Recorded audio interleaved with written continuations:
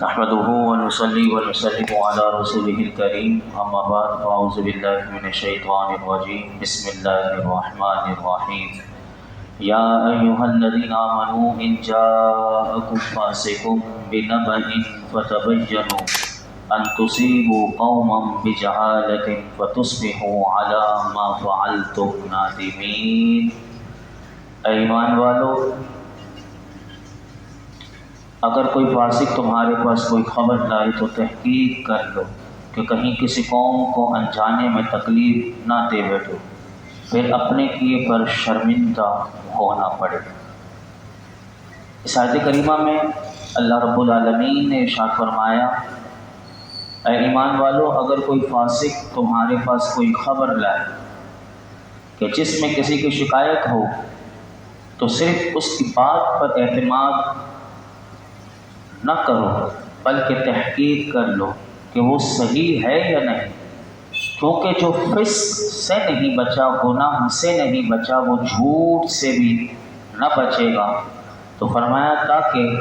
کہیں کسی قوم کو انجانے میں تکلیف نہ دے بیٹھو، پھر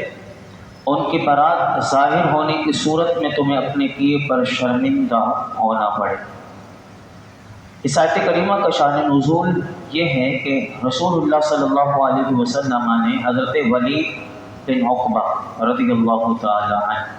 کو بنی مصطلق سے صدقات وصول کرنے کے لیے حضور نے ان کو بھیجا۔ حضرت ولید بنی مصطلق جس کے پاس حضور نے ان کو بھیجا تھا، زمانہ جاہلیت میں ان کے اور ان کے درمیان دشمنی تھی۔ اب جب حضرت ولید ان کے علاقے کے قریب پہنچے تو ان لوگوں کو خبر ہوئی، تو اس خیال سے کہ حضرت ولید رسول اللہ صلی اللہ علیہ وسلم کے بھیجے ہوئے ہیں، تو بہت سے لوگ ان کی تعظیم کے لیے، ان کا استقبال کرنے کے لیے آ گیا۔ اب دیکھیے، یہ ہے اسلام کی تعلیم۔ اب وہ دشمنی کو بھول کر کیونکہ رسول اللہ نے بھیجا ہے تو ان کے استقبال کرنے کے لیے آ گئے۔ حضرت ولید رضی اللہ تعالیٰ عنہ نے یہ گمان کیا کہ یہ پرانی دشمنی کی وجہ سے مجھے قتل کرنے آ رہے ہیں، یعنی سامنے سے جو یہ اتنے سارے لوگ آ رہے ہیں، یہ مجھے قتل کرنے کے لیے آ رہے ہیں۔ یہ خیال کر کے حضرت ولید رضی اللہ تعالیٰ عنہ واپس ہو گئے اور نبی پاک صلی اللہ علیہ وسلم سے اپنے گمان کے مطابق عرض کر دیا کہ حضور ان لوگوں نے صدقہ دینے سے منع کر دیا اور مجھے قتل کرنے کے در پہ ہو گئے۔ اللہ اکبر۔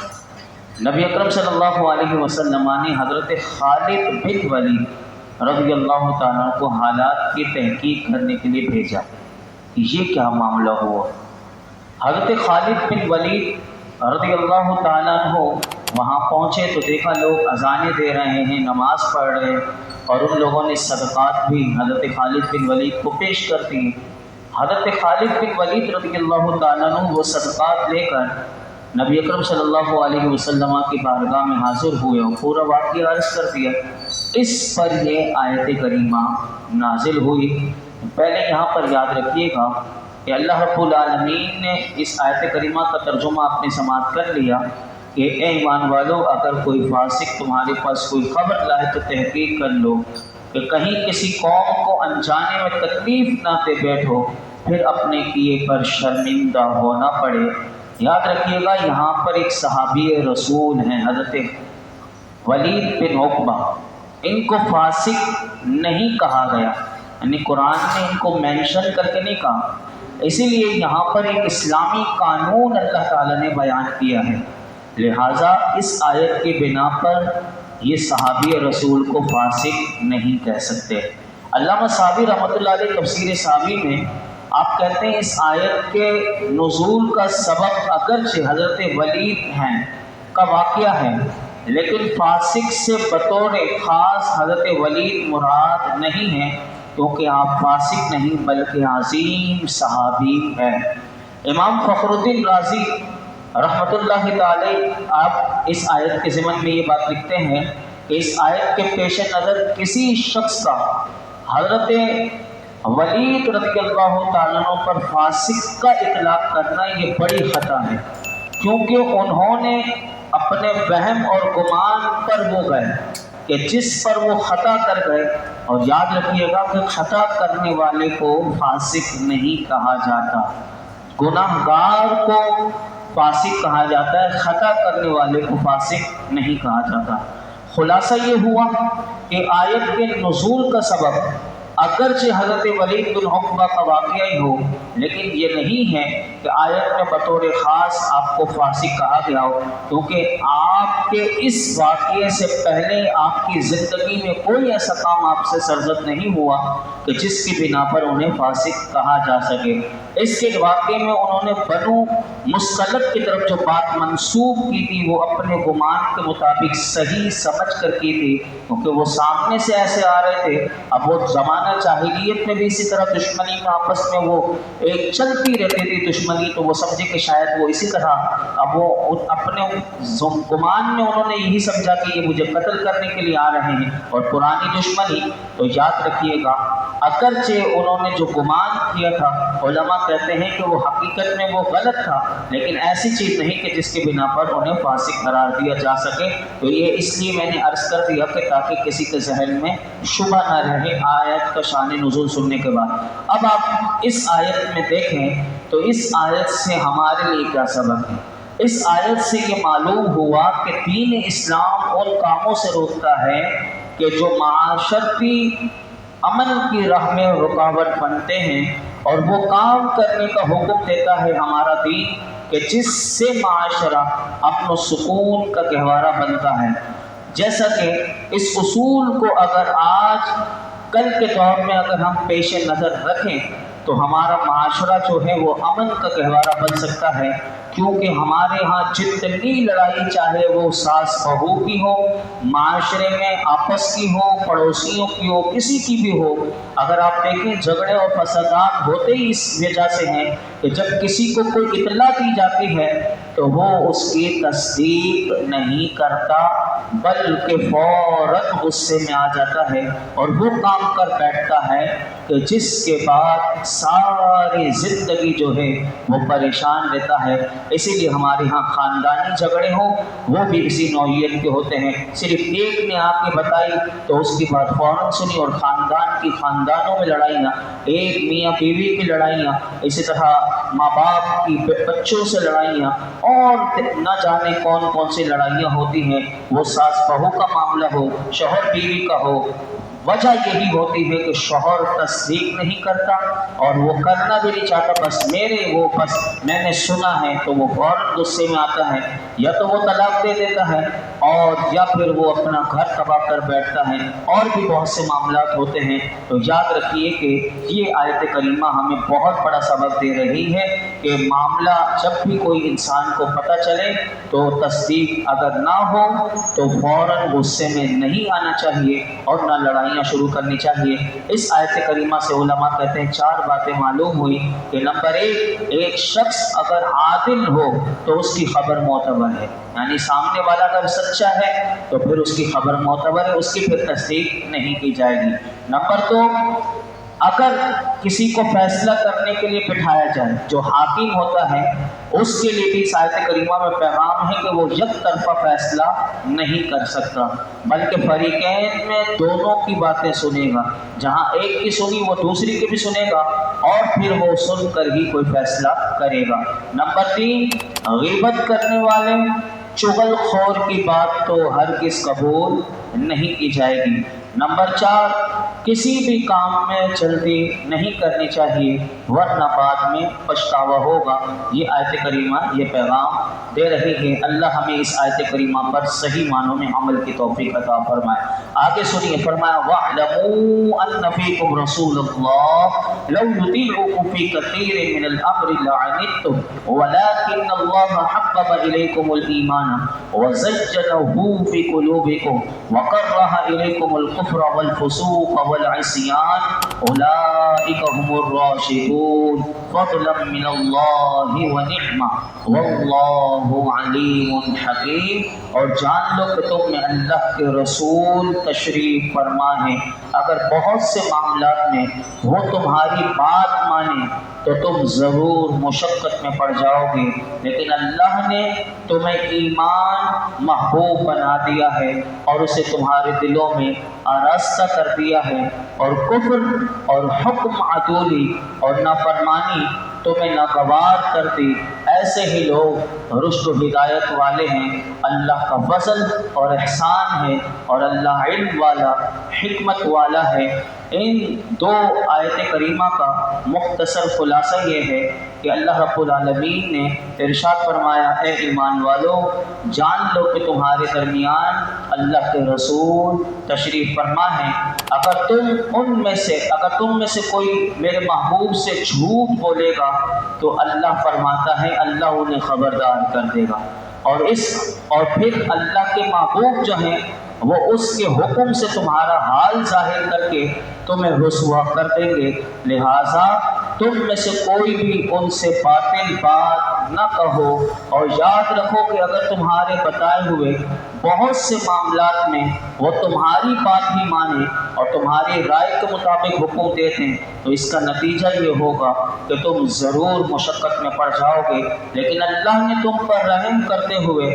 انہیں اس سے بچا لیا اور تمہارے دل میں ایمان کی محبت ڈال دی اور اسے تمہارے دلوں میں آراستہ کر دیا کہ جس کی برکت سے تم رسول اللہ کی حکم عدولی نہیں کرتے، اور کفر اور حکم عدولی اور نافرمانی تمہیں ناگوار اللہ نے کر دی کہ جس کے باعث تم نافرمانی سے متنفر ہو، اور ایسے ہی لوگ اللہ نے فرمایا رشد و ہدایت والے ہیں اور اللہ کے فضل اور احسان سے حق راستے پر قائم ہیں، اور اللہ کی شان یہ ہے کہ فرمایا وہ ان کے احوال کا علم رکھنے والا اور ان پر انعام فرمانے میں حکمت والا ہے۔ یاد رکھیے کہ اس آیت کریمہ میں اللہ رب العالمین نے صحابہ کرام کی شان اور عظمت کو بیان کیا۔ علماء کہتے ہیں کہ اس آیت کریمہ سے 6 باتیں معلوم ہوئی، تفسیر میں نے آپ کے سامنے مختصر عرض کر دی۔ 6 باتیں کیا؟ نمبر 1 کہ نبی اکرم صلی اللہ علیہ وسلم کی بارگاہ میں جھوٹ بولنا سخت ناگناہ ہے۔ اب آپ اندازہ کر لیں، آج بھی ہم جب بھی روزہ رسول پر بھی انسان جائے تو وہاں پر بھی ایسی کوئی بات نہ کرے، یعنی وہ بارگاہ کیسی بارگاہ ہے؟ شروع میں 2-3 دن پہلے میں سارا عرض کر چکا ہوں ادب مصطفیٰ شروع کی 5 آیتوں میں کہ جس طرح میرے آقا علیہ السلام کی، کیونکہ سورہ حجرات ہے اور یہ جو قیامت تک کے لیے اصول اور قانون ہیں اس بارگاہ کے، تو یاد رکھیے کہ اس بارگاہ میں جھوٹ بولنا سخت ناگناہ ہے۔ مجھے بڑا افسوس ہوا، ایک شخص آیا کہ اس نے بتایا کہ لوگ حج کرنے میں جاتے ہیں، اب دیکھیں یہاں پر کاروباری معاملہ ہوا، اب وہ کاروباری معاملے میں لین دین میں تھوڑی لیٹ ہو گیا، اب اس کی حرکت دیکھیں کہ کم ضربی دیکھیں کہ وہ اس مقام پر کے خانہ کعبہ میں بیٹھ کر اس بندے کو اس نے رقم ادا کر دے گا، اس نے کہا کہ میں رقم تیری ادا کر دوں گا، تو آئے گا وہ حج سے، لیکن اس نے کہا کہ میں تجھے صدقے میں دیتا ہوں، خیرات میں دیتا ہوں، میں حج پہ جا رہا ہوں، تجھے معاف کیا، اور وہ چلا بھی گیا۔ لیکن وہاں پر جا کر اب آپ دیکھیں کہ یہ کیسی کم ضربی ہے کہ اس مقام پر جا کر خانہ کعبہ میں بیٹھ کر کعبے کی شکل بھی دکھا رہا ہے اور ہاتھ اٹھا کر اس کے لیے بددعائیں کر رہا ہے اور وہ ویڈیو اس کو بھیج رہا ہے۔ تو بتائیے یہ کیسی کم ضربی انسان کی ہے کہ یہاں کہہ رہا ہے کہ میں نے معاف کر دیا، صدقے میں دے دیا، وہ پھر بھی کہہ رہے ہیں، لیکن وہاں سے ویڈیو بنا کر وہ بددعاؤں کی بھیج رہے ہیں۔ یہ ہوتا ہے لوگ کہ کس مقام پر گئے حاجی بننے اور وہاں گناہوں کی معافی کرنے کے لیے۔ تو یہ ہماری جہالت جو ہے دن بدن بڑھتی چلی جا رہی ہے۔ یہ میں نے صرف ایک عرض کرنے کے لیے آپ کے سامنے عرض کیا کہ یہ دیکھیے لوگ سیکھ کر نہیں جاتے، اور کیا ایک احترام انسانیت ہی نہیں ہے۔ ابھی جیسے پچھلی آیت ابھی آپ نے سنا کہ انسان آپس میں نہ لڑ پڑے، قرآن اس سے روکتا ہے کہ آپس میں محبت ہو، انسان کو سمجھے، احترام آدمیت سمجھے، ایک دوسرے کو سمجھے، ایک دوسرے کی عزت کو سمجھے۔ لیکن یہاں پر ہمارے یہاں کیسا ہے؟ بہرحال تو پہلی بات یہ معلوم ہوئی کہ نبی کریم صلی اللہ علیہ وسلم کی بارگاہ میں جھوٹ بولنا یہ سخت ناگناہ ہے، تو ہمیں جھوٹ سے بچنا چاہیے۔ نمبر 2، نعت لکھنے پڑھنے عرض معروض کرنے والوں کو بھی چاہیے، یہ آیت پیغام دے رہی ہے کہ اپنا سچا دکھ درد عرض کریں، وہاں مبالغہ نہ کریں، یعنی حضور کی بارگاہ میں بھی جو سچ ہے وہ عرض کریں، یعنی مبالغہ نہ کریں، یہ بھی اس آیت سے پیغام ملا۔ تیسری بات کہ ایمان پیارا معلوم ہونا یہ اللہ کی بڑی رحمت ہے۔ اگر کسی کو اپنا ایمان جتنا پیارا لگے کہ مجھے اللہ نے ایمان جیسی دولت دی ہے، جب انسان کفر میں ہو اور تو پھر اسے پتہ چلتا ہے کہ یہ ایمان کتنی بڑی نعمت ہے، تو یہاں پر یہ آیت کریمہ سے معلوم ہوا کہ اللہ نے صحابہ کرام کی شان یہ بتائی کہ اللہ نے ان کے دلوں میں ایمان کو پیارا کر دیا، تو یہ ایمان کا پیارا ہونا یہ اللہ کی بڑی رحمت ہے۔ چوتھی بات یہ معلوم ہوئی کہ ایمان کا کمال اپنی کوشش سے نہیں بلکہ اللہ کے فضل سے نصیب ہوتا ہے۔ یہ بات یاد رکھیے گا کہ ایمان اپنے کمال پر جائے یہ اپنی کوشش سے نہیں بلکہ اللہ کے فضل سے، جو اللہ نے خود فرمایا کہ اللہ نے ان پر اپنا فضل اور احسان فرمایا۔ نمبر 5، اس 2 آیت کریمہ سے یہ معلوم ہوا کہ گناہ نہ کرنا بھی کمال ہے، گناہ نہ کرنا بھی کمال ہے، لیکن گناہ سے دل میں نفرت پیدا ہو جانا یہ اس سے بڑا کمال ہے۔ گناہ نہ کرنا یہ کمال ہے، لیکن گناہ سے نفرت دل میں پیدا ہو جائے یہ اس سے بڑا کمال ہے، کیونکہ نفرت گناہوں سے ہمیشہ مستقل طور پر بچا لیتی ہے۔ انسان گناہ نہیں کر رہا لیکن کبھی کر لے، کیونکہ نفرت نہیں ہو جاتا ہے پھر گناہ، لیکن گناہ سے نفرت ہو جائے تو پھر یہ مستقل طور پر انسان کو گناہ سے بچا لیتی ہے۔ اور نمبر 6، یاد رکھیے گا یہ 2 آیت کریمہ سے یہ پیغام ملا کہ اللہ نے تمام صحابہ کرام کے بارے میں یہ بات عرض کی اس آیت کریمہ میں کہ اللہ نے انہیں کفر، فسق اور گناہ سے، یعنی ان کے اندر ایسی دلی بیزاری ڈال دی کہ فرمایا کہ اب ان کے دلوں میں کفر سے، فسق سے، گناہ سے یہ دلی طور پر بیزار ہیں، یعنی صحابہ جو ہیں اس سے بالکل بیزار ہیں، اور ان کے دلوں میں اللہ نے فرمایا میں نے یہ ڈال دیا ایمان، تقوی اور رشد و ہدایت، ان کے دلوں میں ایسی رچ بس گئی کہ جیسے کہ گلاب کے پھول میں رنگ و بو، یعنی گلاب کا پھول بھی جیسے رنگ والا اور خوشبو والا ہوتا ہے، اللہ فرماتا ہے صحابہ کرام کے دلوں میں ایمان، تقوی اور رشد و ہدایت ایسے میں نے بسا دی ہے۔ اب اگر کوئی صحابہ کرام کے بارے میں اگر وہ بکواسات کرے، جیسے اگلی آیت جو آئے گی کل بھی، اس میں بہت سی باتیں میں آپ کے سامنے عرض کروں گا، کل اگر زندگی رہی تو انشاءاللہ صحابہ کرام کے جو آپس کے جو معاملات ہوئے تھے، جس کو آج کے لوگ اٹھا کر وہ لوگوں میں بیان کرتے ہیں اور پھر کسی صحابی پر اپنے طور پر وہ فیصلہ کرنا شروع کر دیتے ہیں، اپنی عدالت لگا لیتے ہیں اور صحابہ کے فیصلے کرنے بیٹھ جاتے ہیں کہ اللہ نے ان صحابہ کی کیا شان بیان کی، اور آج کا وہ چند کتابیں پڑھ کر وہ صحابہ کرام کی عدالت لگانے بیٹھا ہے اور ان کے فیصلے کرنے بیٹھا ہے۔ اتنی عظیم ہستیاں کہ جن کے لیے رب فرماتا ہے کہ میں نے ایمان، تقوی، رشد و ہدایت جن کے دلوں میں ڈال دیا، ایسے رچ بس گئی کہ جیسے گلاب میں رنگ و بو ہوتی ہے، ایسے ان کے دلوں میں ایمان ہے۔ اللہ رب العالمین ہم سب کو باادب نصیب فرمائے اور قرآن و سنت کی تعلیمات اور احکامات پر عمل کی توفیق عطا فرمائے اور سمجھنے کی توفیق عطا فرمائے۔ الحمدللہ رب العالمین